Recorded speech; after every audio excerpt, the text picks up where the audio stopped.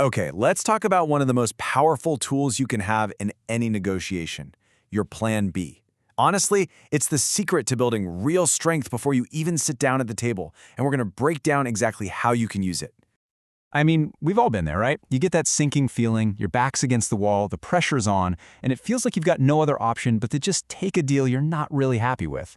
It's an awful place to be. But what if I told you there's a way to make sure that never happens again?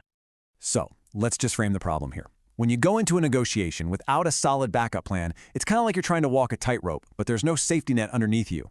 It's shaky, it's risky, and every single step feels like a huge gamble. Yeah, imagine trying to cross some rickety, unstable bridge. You'd be totally on edge, right? Because you know one wrong move could be a disaster.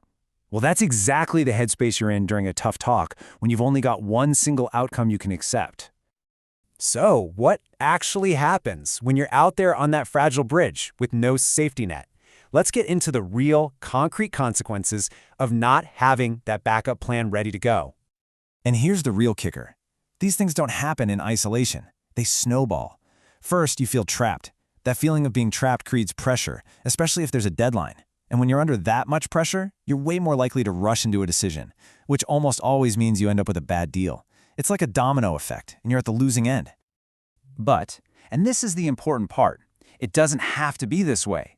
The solution isn't about being more aggressive or trying to outbluff someone, it's all about preparation. So let's flip this around and move from a place of weakness to one of real, genuine strength. So what even is a plan B? Let's be clear, it is not a sign that you expect to fail. It's your strategic safety net. It's a real, viable alternative that you've thought through, something you'd actually be happy with. And when you have that, desperation just vanishes from the equation. And just look at the difference here. It's night and day. On one side, you've got all the stress and the weakness that comes from feeling trapped. But with a plan B in your back pocket, suddenly that stress turns into calm, weakness becomes strength, and that awful feeling of being trapped gets replaced by pure confidence. You're not just reacting anymore, you are in control. Now, here's where it gets really powerful. Having a plan B isn't just a defensive move. It's an offensive tool that can actually turn a negative, like a stalled negotiation, into a brand new opportunity. Think about it. When the conversation just grinds to a halt, most people see that as a total failure. But if you have a plan B, a deadlock isn't the end of the road, it's a pivot point. It's your cue that, hey, maybe it's time to confidently go down this other great path you've already mapped out. So this is how it actually plays out. The conversation hits a wall. Instead of getting frustrated or giving up, you can just calmly recognize what's happening and, in your head, pivot to your plan B.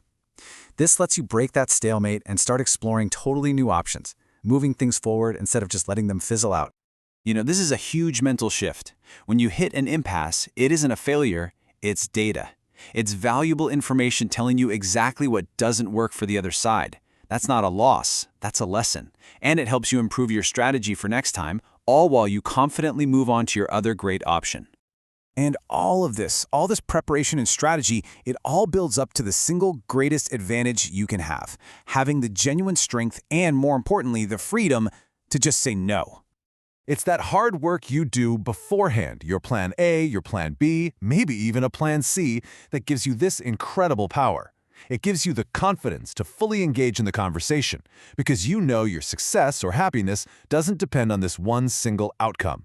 You're ready to make a great deal, but you are just as ready to walk away from a bad one. Just let that sink in for a second. This right here is the whole ballgame. Real power in a negotiation isn't about who's the loudest or the most aggressive person in the room. It's that quiet confidence that comes from knowing you have other fantastic options. Because the moment the other side realizes you don't need their deal, the entire dynamic shifts in your favor. So, I'll leave you with this to think about. The next time you're gearing up for a big conversation, whether it's a job offer, a business deal, anything at all, don't just focus on your perfect outcome. Take a few minutes, sit down, and seriously ask yourself, what's my plan B?